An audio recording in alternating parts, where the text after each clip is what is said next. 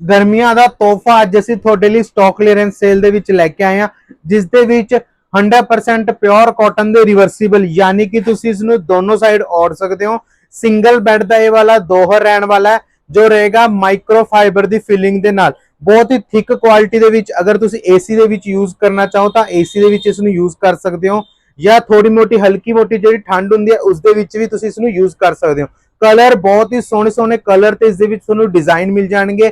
ਪ੍ਰਾइस ਇਸ ਦਾ ਰਹੇਗਾ ਇੱਕ ਪੀਸ ਦਾ 500 ਰੁਪਏ। ਅਗਰ ਤੁਸੀਂ ਸਾਡੇ ਤੋਂ ਪੇਅਰ ਦੇ ਵਿੱਚ ਪਰਚੇਸ ਕਰ ਰਹੇ ਹੋ ਤਾਂ ਤੁਹਾਨੂੰ ਪਊਗਾ 900 ਰੁਪਏ। ਸ਼ਿਪਿੰਗ ਇਨਕਲੂਡ ਰਹਿਣ ਵਾਲੀ ਹੈ, ਯਾਨੀ ਕਿ ਤੁਹਾਡੇ ਘਰ ਦੇ ਵਿੱਚ ਪਹੁੰਚਣ ਵਾਲਾ ਹੈ ਇੱਕ ਪੇਅਰ 900 ਰੁਪਏ ਦੇ ਵਿੱਚ।